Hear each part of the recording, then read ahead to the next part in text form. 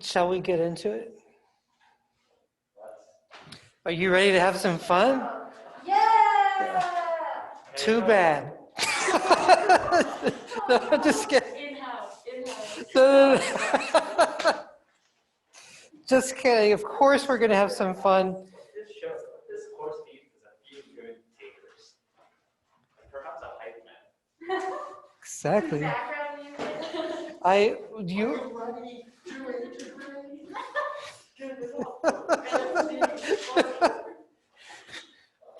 What?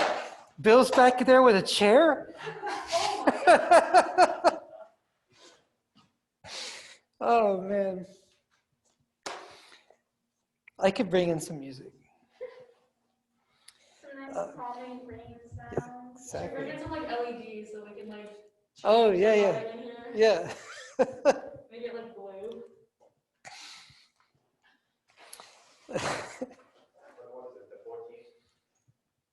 Yes.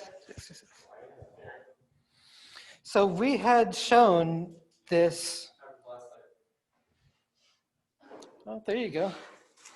So we had shown this Lagrange identity, which I wrote last time as determinant y1, y2, ly1, ly2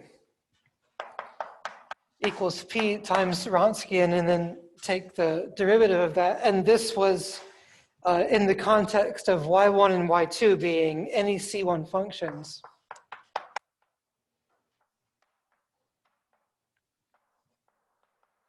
On the closed interval from A to B, so y1 and y2 are elements of the set of C1 functions from A to B. They're continuous and they have continuous derivatives. And what was L? L was the operator corresponding to Sturm-Liouville problem, so L is negative py prime plus qy, where p is a C1 function, q is a continuous function. This one is supposed to be non-zero. And I think those are the only conditions. Of course, we had some boundary conditions I won't rewrite. And the Sturm-Liouville problem, therefore, is like, can be written as Ly equals lambda y, subject to those boundary conditions. If you remember all of that from last time. So Sturm-Liouville problem is to identify the eigenvalues of this linear operator. By the way, you might remember from linear algebra that if you have a symmetric matrix, then spectral theorem says, like if you had a symmetric matrix, S equal to its own transpose, then there is this spectral theorem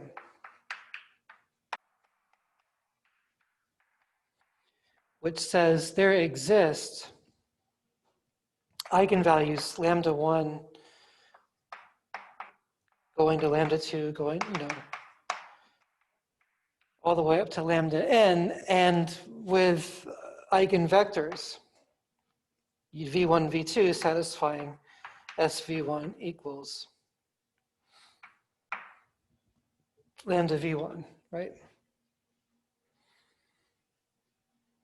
So in a way, Sturm-Liouville theory, and I'll mention this as we go along, is kind of like a generalization of this, because here you've got an operator L that operates on what? Like the vector space of C2 functions. And you're searching for eigenvalues. But instead of this being represented by a matrix, there is no matrix representative, it's just a linear function. And the theorem we did last time says there's a sequence of eigenvalues. It's no longer finite, it's infinite, but it's still increasing sequence, increases to infinity. And later on today, you'll learn that this is, in a sense, like a symmetric operator. It satisfies something like this equation. Except I have to think about it a little bit because I can't take the transpose like of a matrix. Do you remember this from linear algebra where if you had like a matrix times a vector and then take the inner product with another vector? Do you remember this equality, that this is equal to inner product of x with the transpose?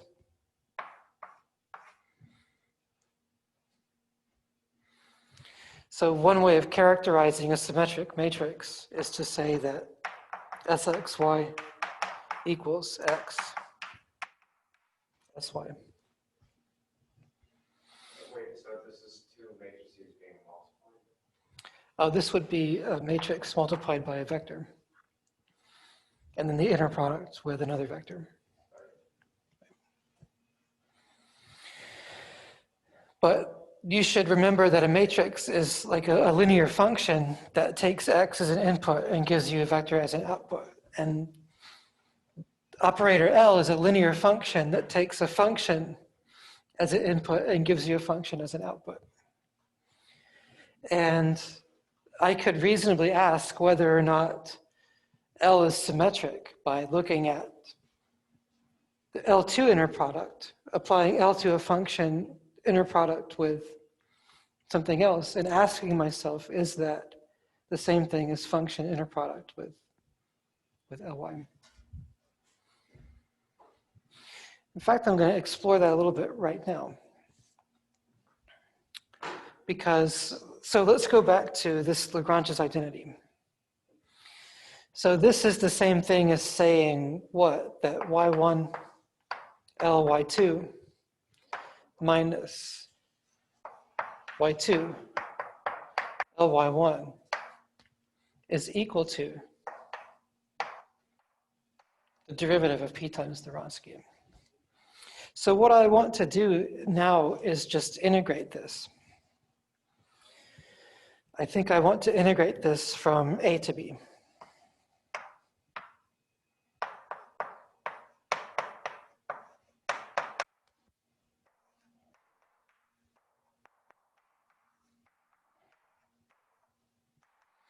So that's going to be the integral of the derivative of p times Wronskian. And by the fundamental theorem of calculus, isn't this just p of b times Wronskian of b minus p of a times Wronskian of a? Remembering that the Wronskian of y1, y2 is the determinant y1, y2, y1 prime,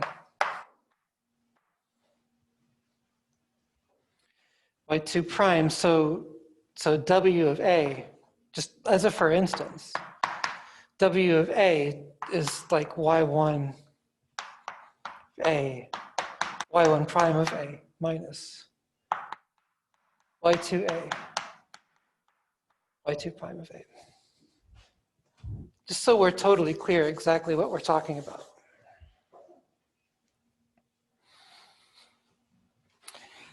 And so this is actually the L2 inner product. So this is the inner product of y1 and Ly2. Subtracting the inner product of y2 and Ly1. But inner products are symmetric. Like I could have just written this as Ly1 times y2, right? So I will do that.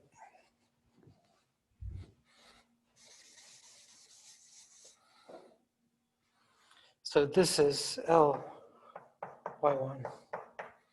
y2. So you're starting to see a setup like that, right? Ly1, y2, and then y1, Ly2. So if this is equal to 0, then this operator L would be symmetric. In general, it's equal to this.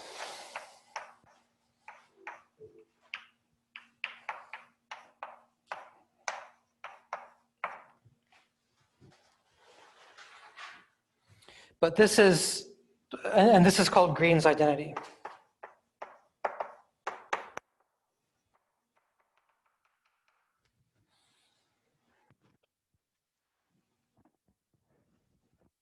Remember, this was for arbitrary functions y1 and y2.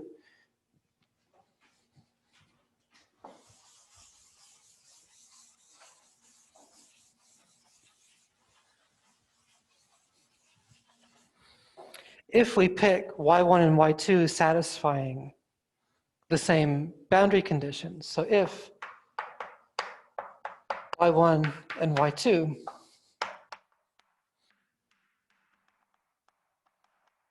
both satisfy the condition that, what did we call it? Like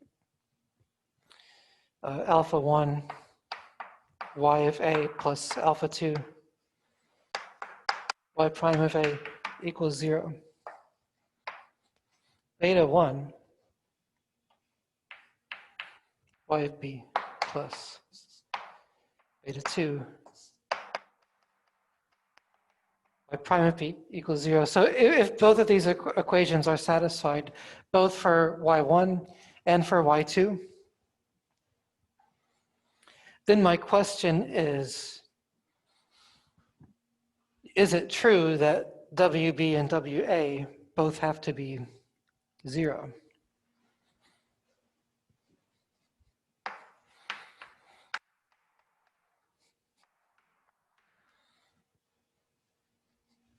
It's kind of like a linear algebra problem, right? You're saying that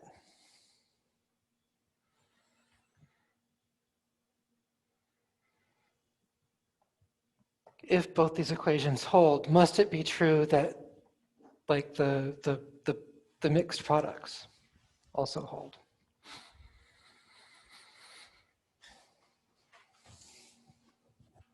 So how can you work that out? So here's the idea.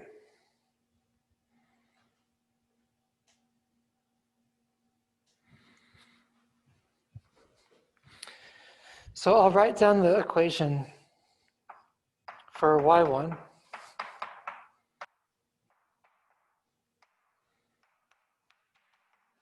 And I also have the same thing for y2.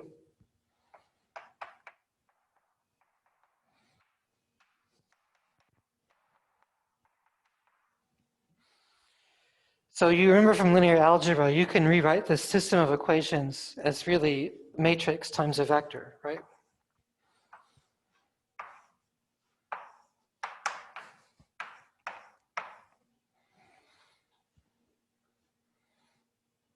And I think your vector is alpha 1 and alpha 2. And then your matrix is y1 of A, y2 of A. And then, well, what is the matrix? So y1 of A, y1 prime of A. And then y2 of A, y2 prime of A. So see, matrix multiplication, bless you, row by column, right? Giving you the first equation, and row by column giving you the second equation. But there's also something like you know that this vector, alpha 1, alpha 2, I mean, these are constants that are given to you in the problem, but what you know about them is this is not the 0 vector. Because you know that alpha 1 squared plus alpha 2 squared is not equal to 0.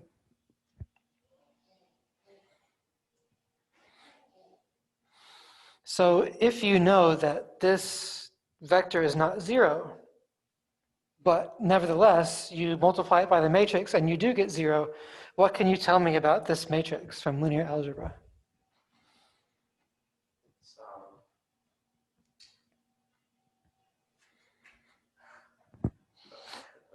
It's got dependent rows. Yeah, right, it's got dependent rows. And what else?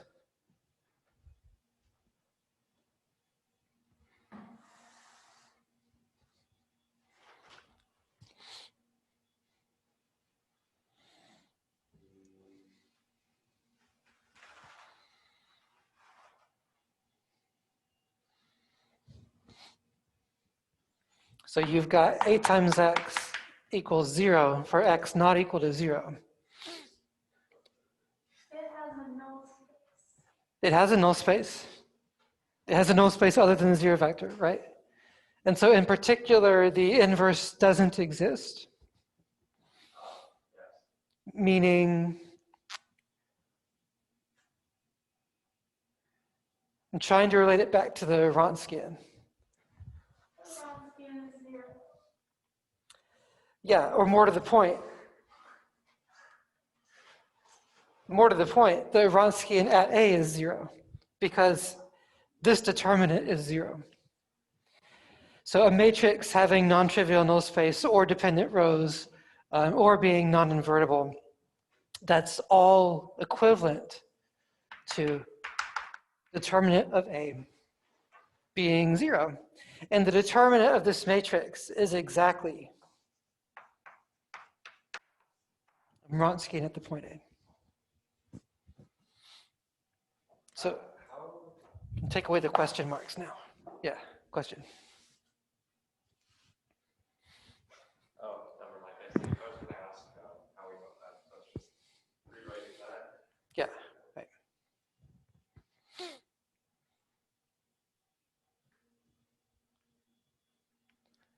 So it's kind of a neat argument. So you take these Sturm-Liouville conditions and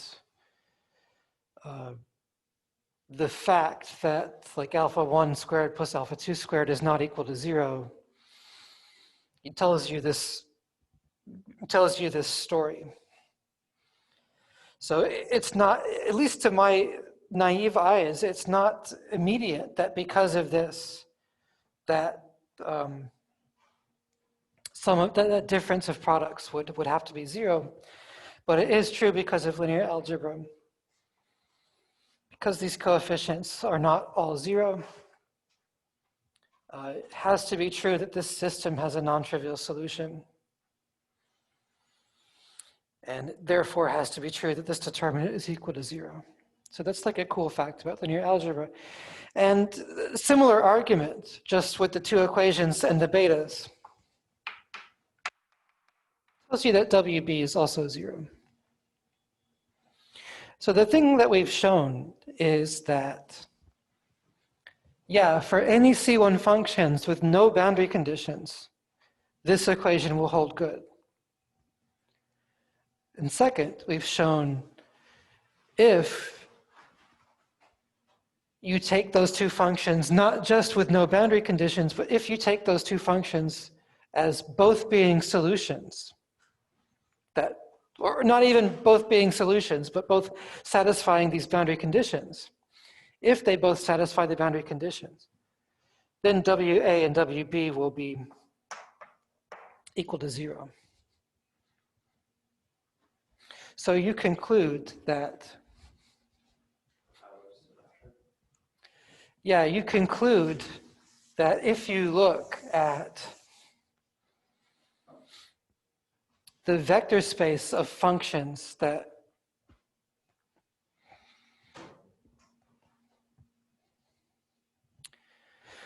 satisfy these conditions, and it is true that it's a vector space, right? Because if you take one function that satisfies the conditions and add another function that satisfies the conditions to it,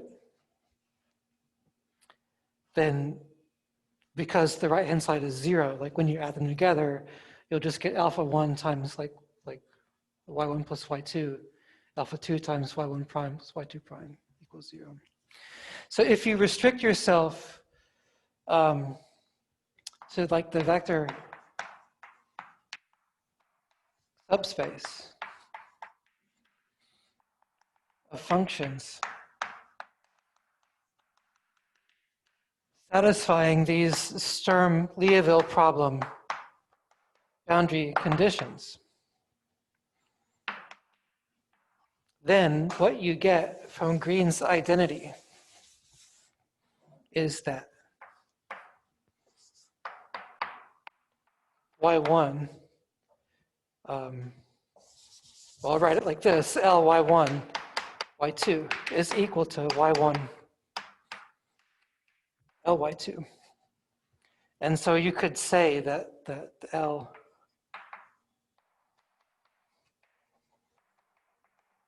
is symmetric. But another word we have for this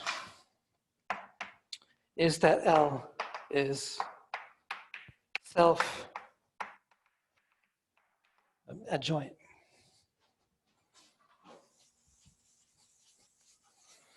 In general, the adjoint, in general, given A, the adjoint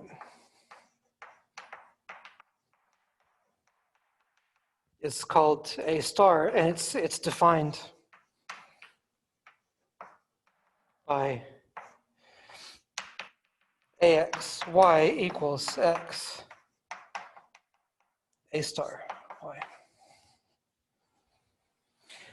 And so for a matrix with real entries, the adjoint, for an n by n matrix with real entries, the adjoint is the transpose for n by n matrix.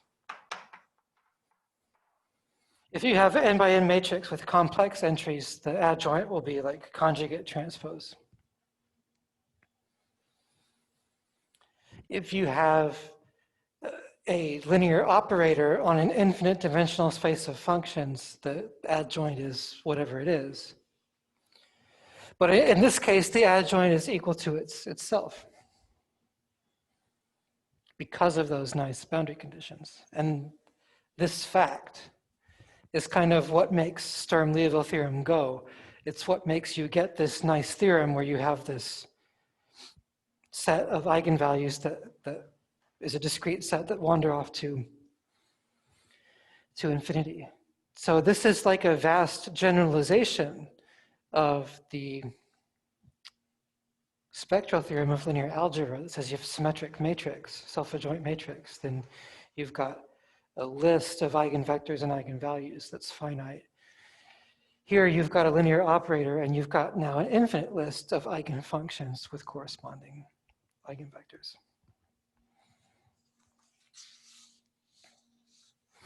So I like that. And I can do another linear algebra proof. I can show you that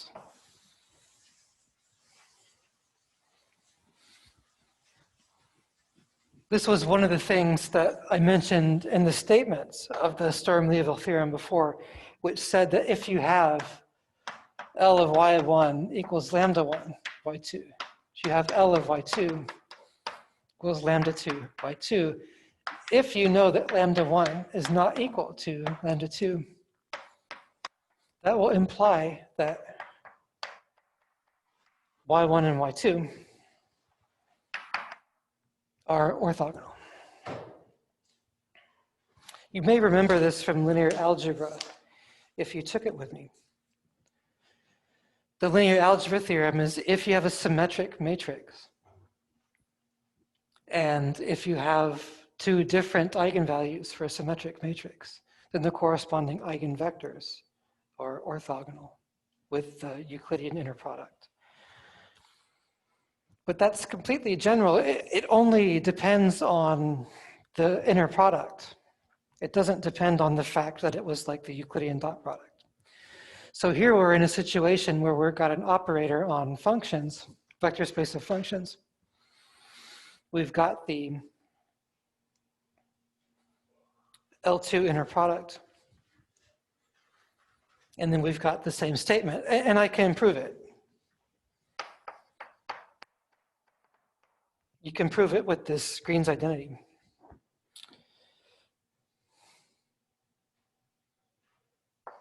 So I can look at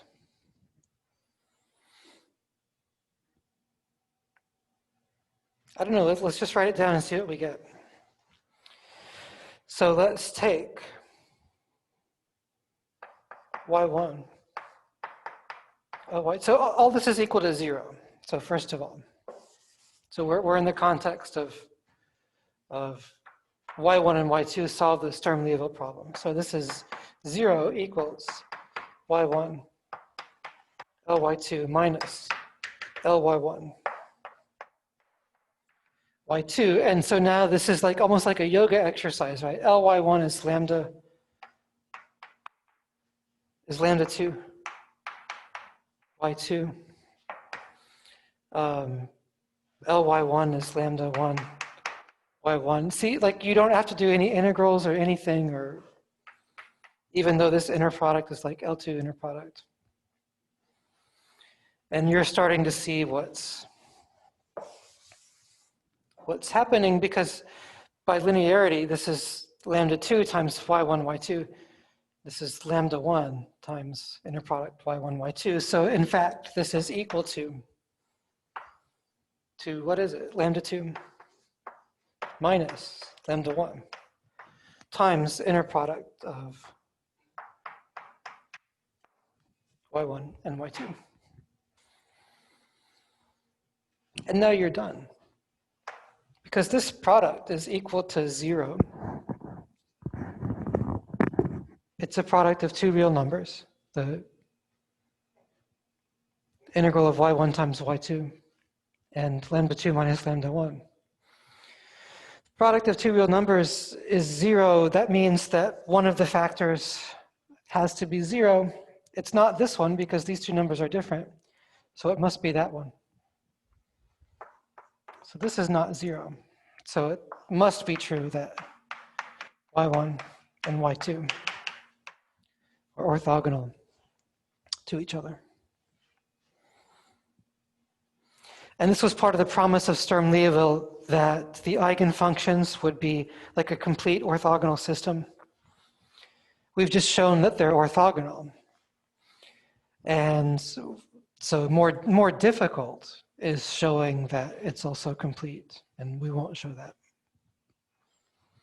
But I did want to show you Lagrange's identity, Green's identity, give you that nice formula for the determinant of a matrix, show you the linear algebra, and at least do one part of that proof.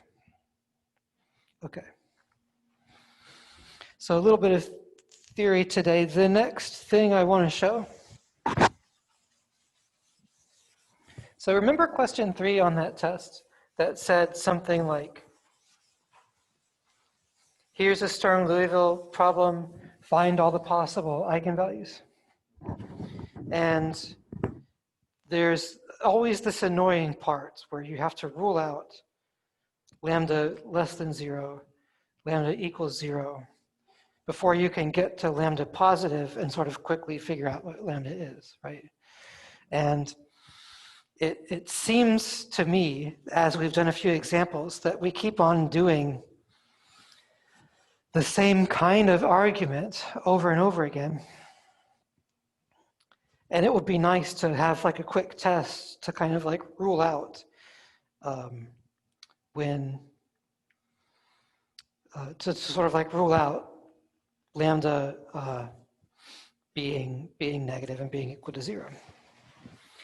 And this is such a test. So this is a definition / theorem. And so it gives you a formula for an eigenvalue of the Sturm-Liouville problem. Remember, the Sturm-Liouville problem is Ly equals lambda y with those boundary conditions. So let's say that Ly equals lambda y.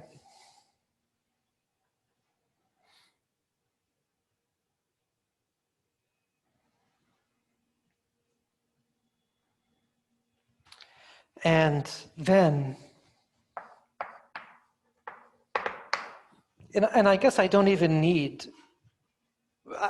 care whether y satisfies the boundary conditions at this point. Really just Ly equals lambda y. And I can give a formula for lambda. And here it is. It's the integral from a to b. Remember, like y is defined on a to b. So it's the integral from a to b of y prime squared plus q y squared dx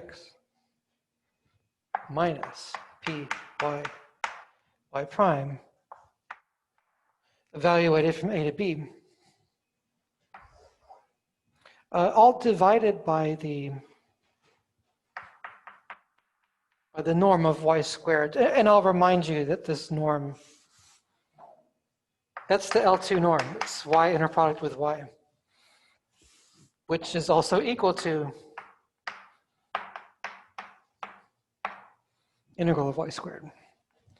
So we're on the same page. And this is called the Rayleigh quotient.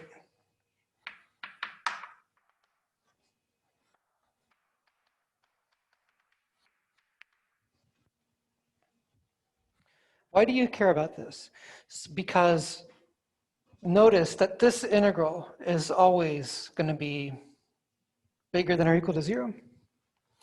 Notice that this integral is always going to be strictly bigger than 0 because y is an eigenfunction. It's not the 0 function. So this is going to be actually the integral of something that's positive somewhere, and this integral will be bigger than 0. So the only thing that might be less than 0 and screwing it up is this term. But this is boundary condition. You check this on B and check it on A. So if this is negative, this is positive. So this will actually, I'll show you examples, but this will actually give us a quick way to say lambda must be positive and just skip to that case using Sir Rayleigh's quotient.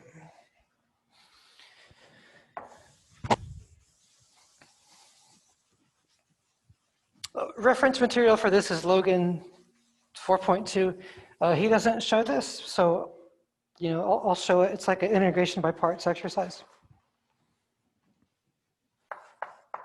This is one of the things that it looks like the proof might be hard because you've got a complicated formula, but it's actually quite simple. This is what you're given. And you've got something with lots of integrals. So how do you take what you're given and make a bunch of integrals appear? What I want to do is, I'm given that Ly equals lambda y. And so I think what I better do is multiply both sides by y and then integrate from a to b. And here I'm like almost just done. Because this is like the same thing as saying that L2 inner product of y with Ly is equal to lambda times inner product of y with itself. I guess I should put in the dx's. So that's telling me that lambda is equal to y Ly divided by y inner product with itself. And so this is the denominator. It's integral of y squared. So what about this numerator? Was Ly like minus py prime plus qy? Did I get all the signs right there?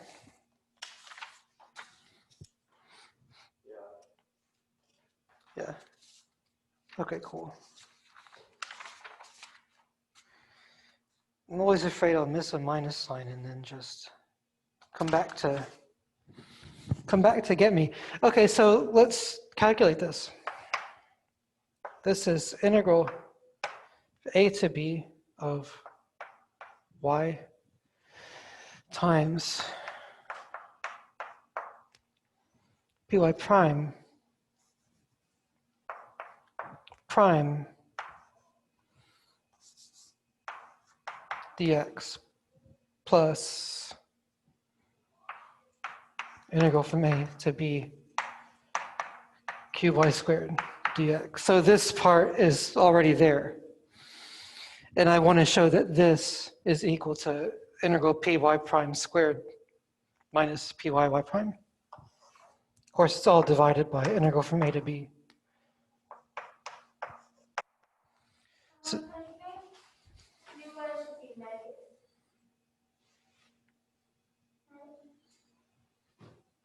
I think it's okay. I think it's okay.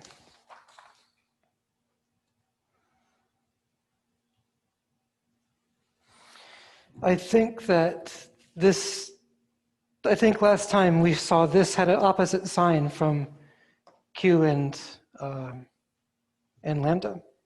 I wrote down that negative QA prime prime equals lambda y plus QY. And then Ly equals lambda y.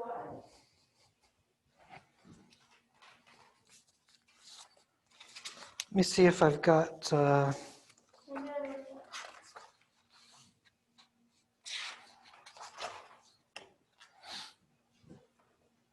let me see if I can pull up a textbook to check.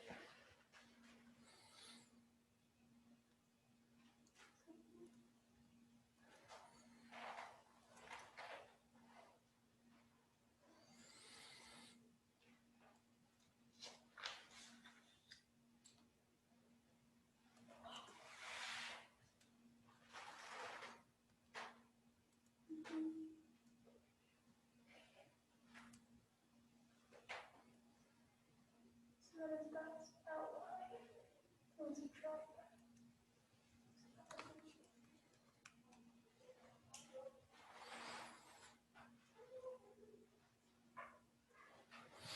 Yeah, so the Sturm-Liouville equation is this. That's what I'm getting from section 4.2 in the book. Okay. But so we got that by separation of variables, saying people with negative lambda, Yeah, right? yeah.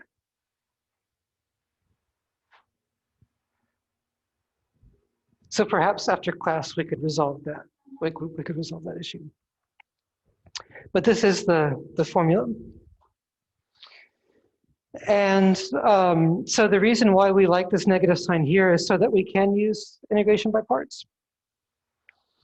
And so if you actually just focus on now this integral from a to b minus y. Oh, and by the way, the question was, is this a plus sign or a minus sign? That's what we were talking about. So I want to look at this and do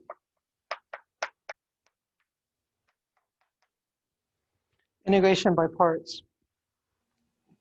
And integration by parts says you can move the derivative from one side to the other at the expense of a minus sign and boundary values. So it's going to say that this is equal to integration from a to b of y prime times p y prime dx, and then minus what? So this is like u dv. This is like v du. So u times v would be py y prime. And you're going from a to b. So I mean, forgive me for not writing out u and v and whatever, but it's integration by parts, and you can check it. And so this gets put here, and then you arrive at this formula. Right. So any questions on that?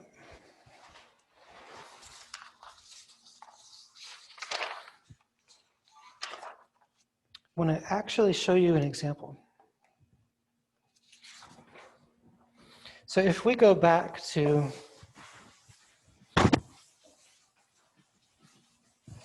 an eigenvalue problem like u sub t equals k times uxx. Maybe x goes from 0 to 1, t bigger than 0, and I ask you to consider boundary values u0t equals 0, and consider the radiation condition u1t plus ux t equals 0. You could even consider ux 0 equals f of x. So this is heat equation with one side of the rod being held at temperature 0, and the other side of the rod having the radiation boundary condition. And I'll sort of just do this problem with separation of variables. Have we talked about this boundary condition before? So if you rewrite this, it's like the temperature at the right-hand endpoint is the negative of the x derivative. So you're supposed to interpret this physically as the temperature is like radiating out of that endpoint. Because if there's a large rate of change of the temperature profile in the x direction at that time slice, that's going to give you a large decrease in the temperature at this point at that time slice. Whereas if there's sort of no change in the x direction, then there'll be, then there'll be no temperature here. You'll be holding it 0. So somehow you're losing heat by radiation. So I won't say much more about the physical argument, but what you want to do is you come up on a problem like this, you want to separate the variables. So we could do our model for like uxt equals g of t y of x. And so you're going to end up, as usual, with g prime y equals k times g y double prime, and then dividing through by k times g times y, you get g prime over g times k equals y double prime over y, right? And this is what you're calling minus lambda. And so you end up with a Sturm-Liouville problem, right? You end up with this thing you can just solve. It's an exponential function, but the ODE that you get is y double prime equals minus lambda times y. And now with the boundary condition that y 0 equals 0, and also that y of 1 plus y prime of 1 equals 0. Right?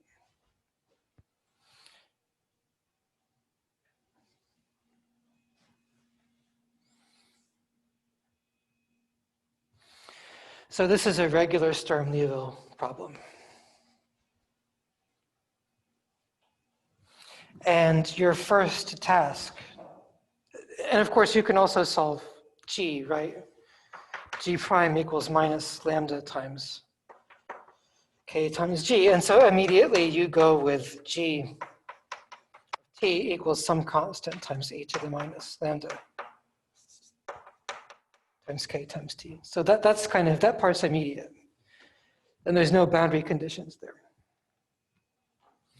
But this part gives you Sturm-Liouville problem. So that's why we care about Sturm-Liouville problems. They come to us from these PDEs that we want to solve. And so you first try to find lambda, and you want to look at the case, like lambda could be negative, lambda could be 0, lambda could be positive. And so instead of looking at the case lambda is negative or lambda is 0, I want to use the Rayleigh quotient. So I want to look at p times y prime. And I'll notice here that p equals 1, of course. And so I really have to look at y prime going from 0 to 1. So this is y of 1, y prime of 1, minus y of 0, y prime of 0. I mean, I've only got one condition on y of 0, but that's good enough because that makes this 0, no matter what that is. So I'm left with y of 1 times y prime of 1. And can I show that this is negative? That's my question to you. Like, can you figure out a way for telling me whether this quantity is negative or positive? Take a moment. It has to be negative. And why is that? This is a boundary condition. Right. On y. Right.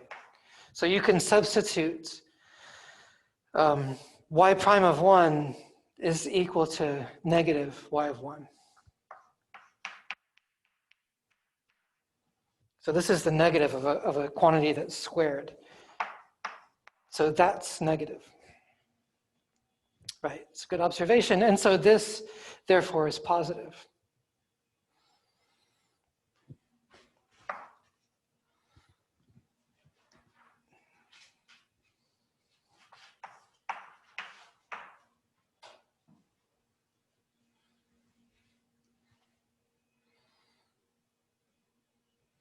So either lambda is positive or, or y1 and y prime of 1 are both individually equal to 0, which is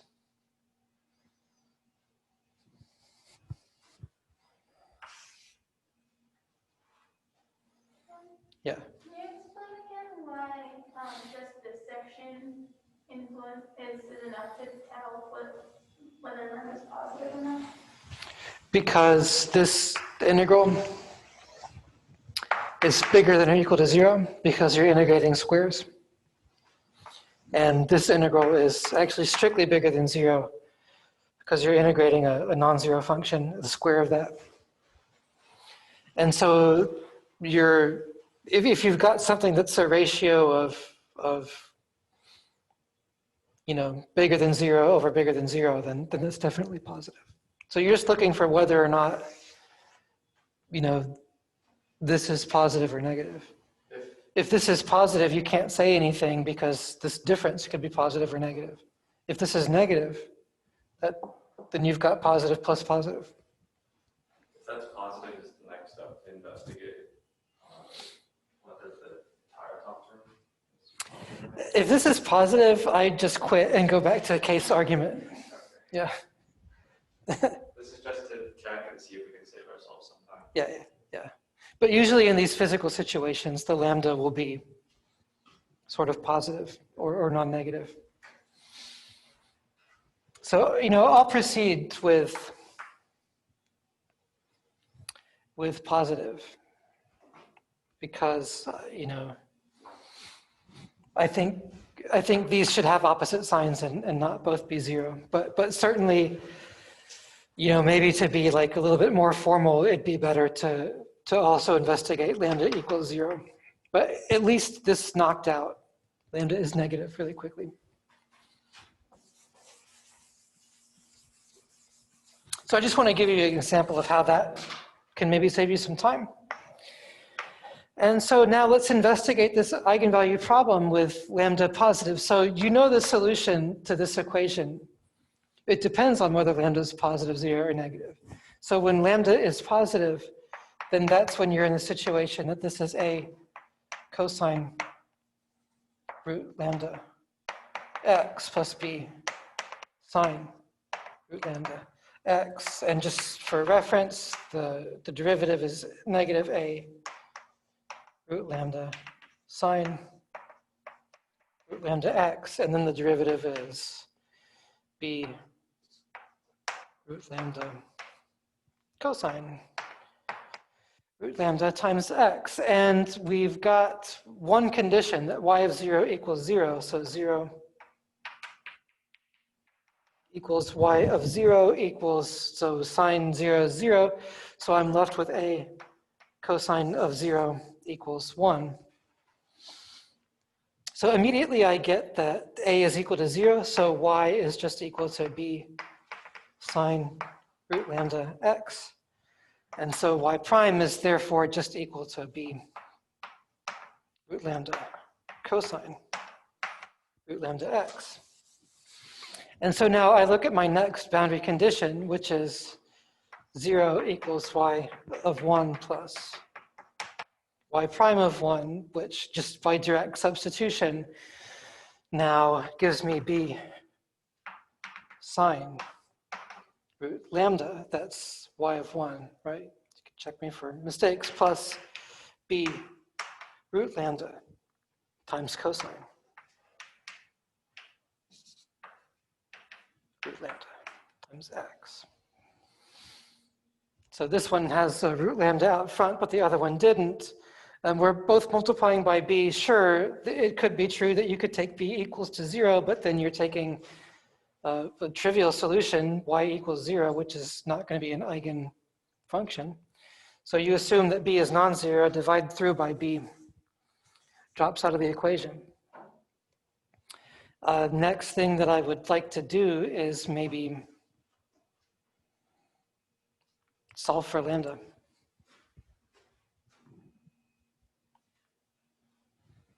Or solve for root lambda, excuse me. So I'll just do that. So solve this equation for root lambda, and what you get is minus tangent of root lambda. So eigenvalues in this case solve that equation. And if you're watching the video, I'll pull up the graphs there on Desmos. Can this only be solved numerically? As far as I know, you really want a numeric solution. I don't know any closed form.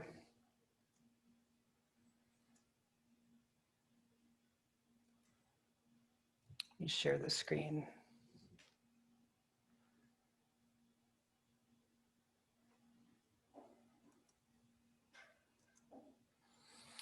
So there you can see it. I'll kind of draw the graph on the board.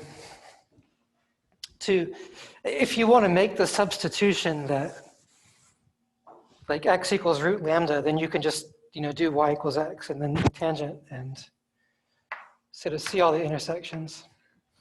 But as it stands, you've got your variable lambda and you've got square root. So square root function looks like that. I mean, it goes on to infinity. And you know the graph of tangent, so you know the graph of negative tangent, and you're taking the square root, which stretches out the domain. So you've got all these asymptotes like you see at tangent, and whereas tangent goes up like this, negative tangent sort of goes down like that. And then you have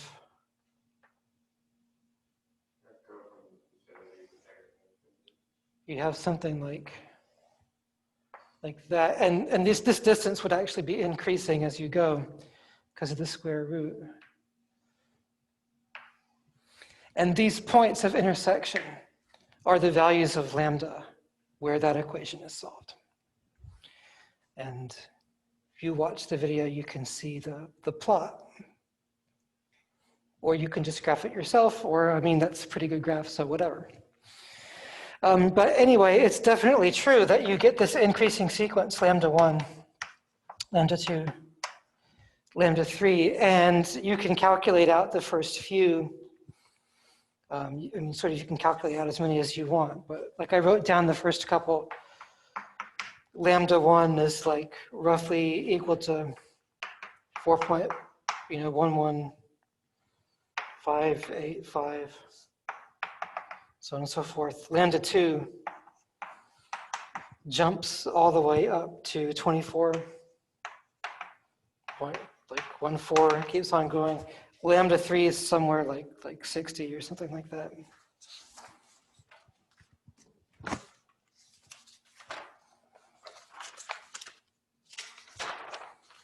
So they go up pretty fast, and then you're kind of finished because you get this y sub n equals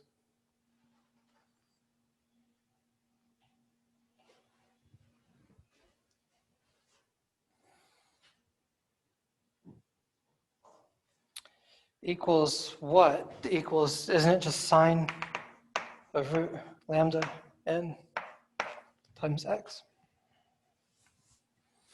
Where the lambdas, have those values. And then your general product solution looks like this times that. So then your full solution, your u sub n product solution is gn times yn, where gn has lambda n replaced with lambda. And then your separation of variables solution is now going to be sum. N goes from 1 to infinity of something like c times n times gn, which is e to the minus lambda n kt, multiplied by sine root lambda n times x. And the condition that t equals 0 gives you f of x. That other boundary condition gives you that f must have this Fourier series representation.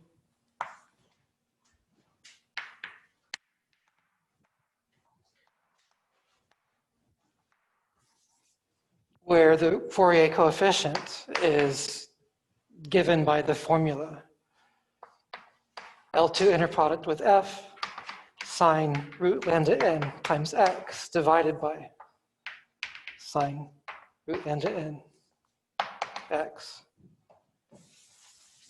inner product with sine root lambda n x. We've got these formulas for Fourier coefficients if it was sine and cosine on a symmetric interval. Here it's a little bit different because you've got the interval from 0 to 1 and your lambdas are given by these fixed values. But now you can numerically compute. You can actually do these integrals, and if f is given to you, you can start computing these c sub n's. So in the Logan book, they take f of x to be, something like x squared times 1 minus x cubed, and they compute the first 3 terms of the solution to this PDE.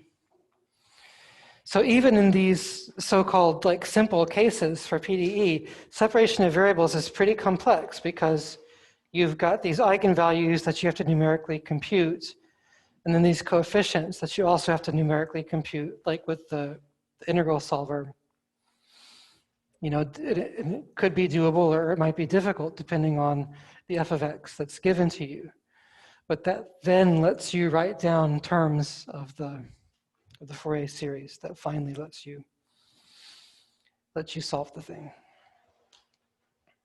Okay, great. So sorry for going more than a few minutes over. We'll stop there.